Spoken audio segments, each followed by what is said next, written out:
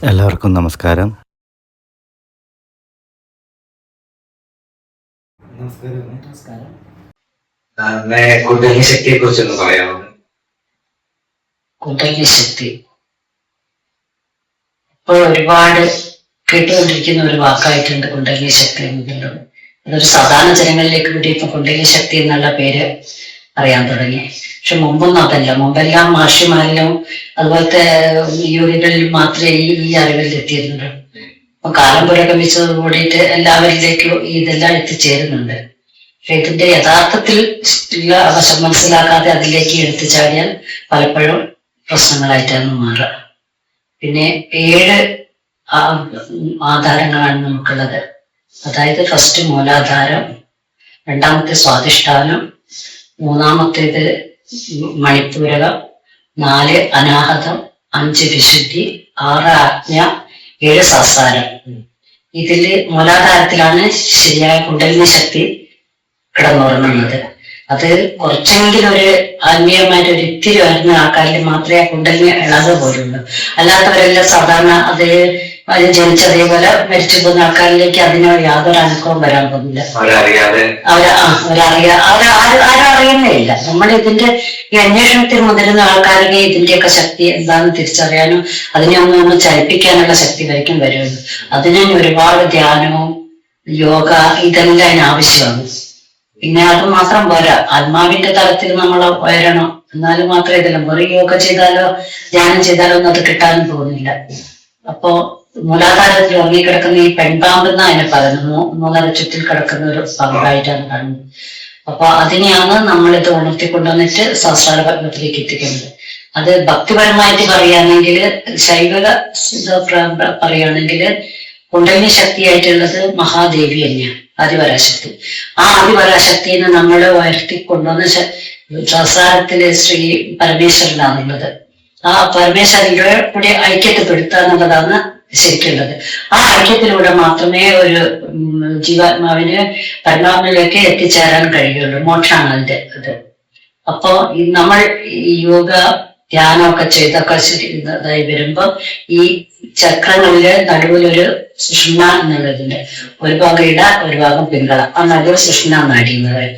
ആ സുഷുമ്ന നാഡിയിൽ കൂടിയാണ് ഇത് കയറി പിന്നെ സഹസ്രാരത്തിലേക്ക് എത്തുന്നത്. നമ്മൾ ഇത്രയും യോഗയെല്ലാം ചെയ്ത് കഴിയുന്ന സമയത്താണ് അതിനുള്ള ഒരു ദ്വാരം, മേലോട്ടുള്ള ഒരു ദ്വാരം കിട്ടും. അപ്പൊ അതിലൂടെയാണ് പിന്നെ കുണ്ടലിനി ശക്തി കരുവ. ഈ പാമ്പ് തന്നെയാണ് അതെന്നാ പറയുന്നത്. യോഗികളായിട്ടുള്ളവർക്ക് ശരിക്കും അറിയാം. പാമ്പിന്റെ രൂപത്തിൽ കണ്ടവരുണ്ട്, എനിക്കറിയാം. അവരെയൊക്കെ അത്യാവശ്യം എനിക്കറിയാം. ആ ഫീലിംഗ് അല്ല, ശരിക്കുള്ള കുണ്ടലിനി ശക്തി പാമ്പ് തന്നെയായിട്ടാണ് അത് അനുഭവപ്പെട്ടവരിൽ നിന്ന് അറിയാൻ കഴിഞ്ഞത്. അപ്പം അത് എത്തിക്കണമെങ്കിലാണ് നമ്മൾക്ക് അതിന്റെ ഓരോ ചക്രങ്ങളിൽ എത്തുമ്പോഴും നമുക്ക് അതിൻ്റെതായ പല ഇതും കാണാൻ പറ്റും. സിംബൽസ് അതിൻ്റെത് കാണാൻ പറ്റും. അത് അനാഹത ചക്രത്തിൽ എത്തുമ്പോഴാണ് ഏകദേശം നമുക്കൊരു ഇതിന്റെയൊക്കെ ശബ്ദം കേൾക്കാം. ശംഖിന്റെ ശബ്ദം, മണിയടി ശബ്ദം, വീണനാദം, അങ്ങനെയൊക്കെ യോഗികൾക്ക് ഇതിൽ അറിയാൻ കഴിയുന്നുണ്ട്. സഹസ്രാരപത്മത്തിലേക്ക് എത്തുമ്പോൾ അത് പൂർണ്ണമായിട്ടും. പക്ഷെ ശരിയായിട്ട് പറയുന്നത് സഹസ്രാരപത്മത്തില് ഇത് എത്തിക്കഴിഞ്ഞാൽ ശരിക്കും 21 ദിവസത്തിനുള്ളിലാണ് പിന്നെ മോക്ഷം പ്രാപിക്കുന്നതാണ് പറയുന്നത്. പക്ഷെ നമ്മൾ അധികം ആരും അത്ര എത്താറില്ല. എത്താൻ കഴിവുള്ളവർക്ക് അവരുടെ സമയം നീട്ടിക്കൊടുക്കാൻ അവർക്ക് സാധിക്കുന്നുണ്ട്. വേണ്ട സാധാരണക്കാർക്ക് ഒറ്റയടിക്കൊന്നും മേലെ പോയിട്ട് മോക്ഷം അടയുന്നുണ്ട്. അതിന് അറിവുള്ളവർക്ക്. അതുകൊണ്ടാണ് കുറച്ച് ഇതിന്റെയൊക്കെ പ്രത്യേകിച്ചിട്ട് നല്ല ഗുരുക്കന്മാരുടെ അടുത്തൊന്ന് പോയി മാത്രമേ നമ്മൾ അതിനുള്ള ഇതെല്ലാം എക്സ്പീരിയൻസ് ഇതെടുക്കാൻ പാടുള്ളൂ. യോഗ പ്രാണായാമൊക്കെ അതല്ല, പ്രത്യേകിച്ചിട്ട് കുണ്ടലിനി ശക്തിനെ. യോഗയൊക്കെ സാധാരണഗതിയിൽ ചെറിയ തോതിൽ നമുക്ക് ചെയ്തു പോകുന്ന ആർക്കും ഒരു പ്രശ്നം വരില്ല. പക്ഷെ ഡീപ്പായിട്ട് ഇതിലേക്ക് ഇറങ്ങിപ്പോകുന്നവര് സൂക്ഷിക്കണം. നല്ല ഗുരു എന്തെങ്കിലും പെട്ടെന്ന് പറ്റിപ്പോയെങ്കിൽ അവർക്ക് ഗുരുക്കന്മാർക്ക് അത് എന്തെങ്കിലും മാറ്റി തരാൻ പറ്റും. ക്രിയായോഗയൊക്കെ പഠിക്കണമെങ്കിൽ കുറച്ചുകൂടി ഉയർന്ന ഹൈ പവറിലെത്തുന്നവർക്ക് ക്രിയായോഗന്റെ ആവശ്യം തന്നെയാ. എന്തായാലും നമ്മളൊരു 100 കൊല്ലം കൊണ്ട് നമുക്ക് സാധിക്കുന്നത് അവരൊരു 10 കൊല്ലം കൊണ്ട് അത് നടത്തും. അതിനാണ് ക്രിയായോഗ വരുന്നത്. ക്രിയായോഗങ്ങൾക്ക് പിന്നെ ഏറ്റവും ഉയർന്ന തലത്തിൽ എത്തി കഴിയുമ്പോഴാണ്. ക്രിയായോഗയിൽ ഏറ്റവും അറിയപ്പെടുന്നത് ഇപ്പം ബാബാജി തന്നെയാണല്ല. ആ ലെവലിൽ എത്തുന്നവർക്ക് അത് സഹിക്കും. പക്ഷെ അതല്ലാത്തവര് സാധാരണ ഭക്തിയിലൂടെയൊക്കെ പതുക്കെ പതുക്കെ പതുക്കെ പല പല ജന്മങ്ങളെടുത്തിട്ട് ഇതാകും. പക്ഷെ ക്രിയായോഗ ഇല്ല. അതായത് പ്ലെയിനിൽ പോകുമ്പോൾ നമ്മളൊരു സൈക്കിളിൽ പോകും തമ്മിലുള്ള വ്യത്യാസമുണ്ട്. പിന്നെ സാധാരണക്കാരും യോഗികളും തമ്മിലുള്ള ശക്തി. പിന്നെ ആർട്ടിസ്റ്റുകൾക്ക് അവർക്ക് ഒരു വ്യത്യാസം ഉണ്ടോ ഈ കുണ്ടലിനി ശക്തിയുടെ കലാപരമായ കഴിവുകളും? കലാപരമായ കഴിവുകൾക്ക് കുണ്ടലിനി ശക്തിന്റെ അതത്ര അത് വരുന്നില്ല. അത് ഓരോരുത്തർ നിൽക്കുന്ന ഒരു മാനമുണ്ട്. ഏറ്റവും ഉയർന്നത് താഴ്ന്നതും ഇങ്ങനെ പല പല 12 മാനങ്ങളുണ്ട്. അതിന്റെ പേര് കാണുന്നത്. ആ 12ാമത്തിൽ എത്തുമ്പോഴാണ് നമുക്ക് മോക്ഷം കിട്ടും. സാധാരണക്കാരെന്ന് പറഞ്ഞാല് ഫസ്റ്റ് 1ാം മാനം, 2ാം മാനം. അപ്പൊ 7ാം മാനത്തിലൊക്കെ എത്തുന്ന സമയത്താണ് കുറച്ചുകൂടി പിന്നെ സയന്റിസ്റ്റുകളായിട്ടുള്ളവര്, അതുപോലെ കലാകാരന്മാര് ഒക്കെ ഏകദേശം അതിന്റെ അടുത്ത് ആ ലെവലിലേക്ക് ലേശം ഒരാൾ കഴിവുള്ളവരാണ് അവരുണ്ട്. അതൊക്കെ 7ലും 6ലും ഒക്കെ എത്തുന്നുണ്ടോ അവസരത്ത്. ബാക്കി സാധാരണക്കാരായിട്ടുള്ള ജനങ്ങൾ മുഴുവൻ അതെല്ലാം 1ലും 2ലും ഒക്കെ നിൽക്കുന്നവരുണ്ടാവും. ഇനിയിപ്പം കുണ്ടലിനി ശക്തിയെ പറ്റി ഇതിൽ കൂടുതലൊന്നും അറിയാനില്ല. അതൊക്കെ അനുഭവിച്ചറിയേണ്ടതാണ്. അപ്പൊ ഇനിയിപ്പൊ അതിനെപ്പറ്റി ഓവറായിട്ട് പറഞ്ഞിട്ട് നടക്കുന്നില്ല. അടുത്ത ചോദ്യം, നിർവ്വാണ പദം അതാണ് പരമമായ പദം. നമ്മുടെ ശരീരം പോലും നമുക്ക് അവിടെ ഒരു തടസ്സമല്ല, ഒരു ബന്ധനമായിട്ട് ഒരിക്കലും വരില്ല. ഭൗതികവും ശാരീരികമായിട്ട് എല്ലാ വിഷയങ്ങളിലും ഡിറ്റാച്ച് ആയി പോയിടും. നമ്മുടെ ശരീരത്തിൽ 114 ചക്രങ്ങളും ഉണർന്നാലേ ഈ പരമപദത്തിലേക്ക് എത്തുകയാണ് ചെയ്യുന്നത്. അതായത് കുണ്ടലിനി ശക്തി ആക്റ്റീവായാൽ മാത്രം. പക്ഷെ പൊതുവേ അത് ഒരു മധ്യമം വരെ സാധാരണക്കാർക്ക് അത്ര വരാൻ പറ്റുന്നുള്ളൂ. അതിന്റെ അപ്പുറത്തേക്ക് എത്തുന്നില്ല. ശ്രീ ബുദ്ധ ഭഗവാനാണ് നമ്മളെ നിർവ്വാണ പദത്തിൽ ഏറ്റവും കൂടുതൽ പറയുന്നത്. അതിനു ശേഷമാണ് നിർവ്വാണത്തെ പറ്റി ഇത്രയും ആൾക്കാർക്ക് അറിയാൻ കഴിഞ്ഞെന്ന് തോന്നുന്നത്.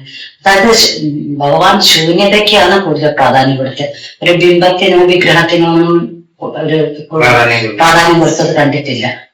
അപ്പൊ ആ ലെവലില് പോകുന്നൊരു ആൾക്കാർക്ക് മാത്രമേ നിർവ്വാണ പദന്നത്. അതൊക്കെ സാധാരണക്കാരായ സാധാരണ മനുഷ്യന്മാരത്രയും വലിയൊന്നും ആഗ്രഹിച്ചിട്ടും വലിയ കാര്യമൊന്നും ഉണ്ടാവും തോന്നുന്നില്ല. അതല്ല അത്രയും പറഞ്ഞ് ആ ലെവലിൽ എത്തിയ ആത്മാക്കൾക്ക് മാത്രം കിട്ടുന്നത്. അതല്ല പിന്നെ ഓൾഡ് അങ്ങനെ അതിനേക്കാളും കൂടുതൽ ഈശ്വരാംശമായിട്ട് വന്ന് ജനിക്കുന്നവരില്ല.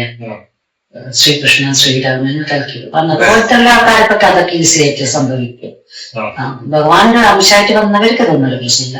അല്ലാത്തവർക്ക് സാധാരണ നിലയിലുള്ളവർക്ക് ഇതൊക്കെ വളർന്നു വരാന്ന് പറഞ്ഞാല് ചെറിയ പണിയൊന്നുമില്ല, പറ്റായികയല്ല.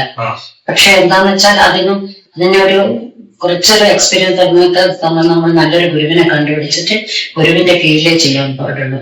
പിന്നെ മറ്റൊന്നുണ്ട്, ഇതിന് ഒരു ചിത്രത്തിൽ ഉറച്ചു കഴിഞ്ഞാൽ അവര് പെട്ടെന്ന് മോക്ഷത്തെ പ്രാപിക്കാനുള്ള ഒരിതും കൂടിയുണ്ട്. അതും കൂടി പെട്ടെന്ന് തന്നെ മരണം സംഭവിക്കാനുള്ള സാഹചര്യമുണ്ട്.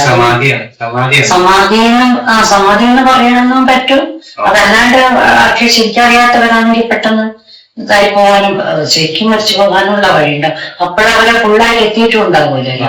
അപ്പൊ അതിനാണ് നമ്മൾ പറഞ്ഞത് ശരിക്കും അത്രയും ഗുരുക്കന്മാരുടെ ദൈവത്തിന്റെ ഒക്കെ പിന്നെ അനുഗ്രഹമുള്ളവർക്ക് ഇതെല്ലാം ശരിക്കും കിട്ടുന്നുള്ളൂ.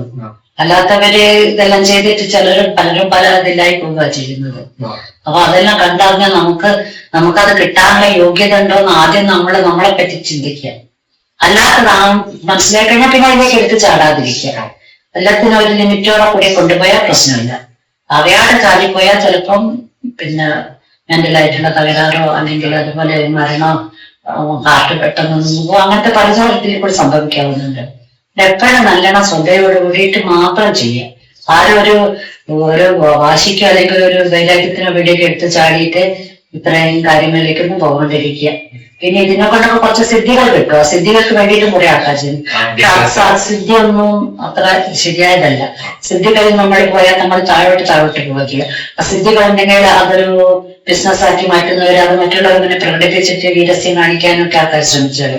പക്ഷെ അതൊക്കെ ഇതിന്റെ ദോഷമായിട്ട് ഭവിക്കുന്നതാണ്. ഇതൊന്നും നമ്മൾ മറ്റുള്ളവരെ കാണിച്ചിട്ട് ഒരു നിലയുണ്ടാക്കാനുള്ള അങ്ങനത്തെ ഒന്നും വിചാരിക്കാനേ പാടില്ല. കാരണം ഭഗവാനുമായിട്ട് ബന്ധപ്പെട്ട മോക്ഷമായിട്ട് ബന്ധപ്പെട്ട കാര്യങ്ങളെല്ലാം വളരെ രഹസ്യവുമായിരിക്കണം. കൂടാതെ വളരെ സൂക്ഷിച്ചിട്ട് ചെയ്യേണ്ട കാര്യങ്ങളാണ്. അതുകൊണ്ടാണ് മഹർഷിമാരൊക്കെ കൂടുതലും വലിയ അതിനിഗൂഢമായ ഗുഹകളിലോ അങ്ങനെ താമസിക്കുന്ന അവരൊക്കെ അത്രയും കഴിവുണ്ടായിട്ടും ഒരു പൊതുസമൂഹത്തോട്ട് വരാതെ അവര് പൊതുസമൂഹത്തിൽ ഒന്നാമത് ഈ ആത്മീയമായിട്ട് ഒരുപാട് വരുന്നവർക്ക് മറ്റു സാധാരണ ജനങ്ങളിലെ നെഗറ്റീവ് എനർജി ഒരിക്കലും താങ്ങാൻ പറ്റില്ല. അപ്പൊ അതുകൊണ്ട് തന്നെയാണ് കൂടുതൽ പേരും ഹിമാലയത്തിലേക്ക് പോയി ഗുഹകളിലെല്ലാം തപസ് ചെയ്യുന്നുണ്ടാവുക. കാരണം നമ്മൾ കുറെ ആൾക്കാരല്ല, ബാക്കിയെല്ലാവരും പല നെഗറ്റീവ് എനർജി ഉള്ളവരും അതൊക്കെ ഇവരുടെ ഈ തലത്തിലേക്ക് എത്തിയവരുണ്ടാവില്ല. അപ്പൊ അവർക്ക് ആ ഈ നെഗറ്റീവ് ഊർജം താങ്ങാൻ പറ്റാത്ത സെൻസിറ്റീവ് ഒന്നും താങ്ങാൻ പറ്റാത്ത ആൾക്കാരെ നോക്കുന്നുണ്ട്.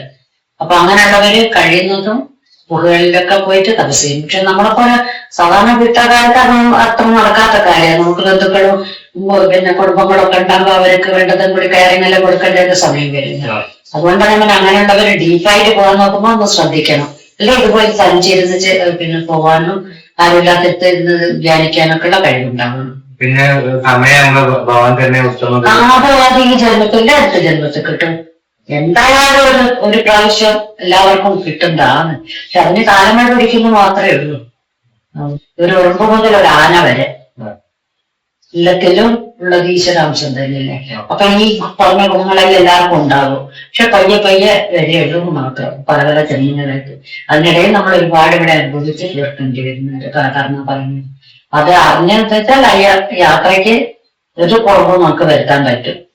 ഒരു 108 ഉള്ളവർക്ക് ഒരു കഴിയുന്നില്ല. അല്ലെങ്കിൽ 500 ജന്മം എടുക്കേണ്ടവന് ഒരു 300 ജന്മം കൊണ്ട് രക്ഷപ്പെടാൻ കഴിയാനുള്ളതാണ് ഈ ക്രിയായോഗയും ക്രിയകളും ഒക്കെ. അതിന് വേണ്ടിയിട്ടുണ്ട്. ഇങ്ങനെയൊക്കെയുള്ളവർക്ക് നിർവ്വാണ വകുപ്പിലേക്ക് എത്താൻ പറ്റുന്നുണ്ട്.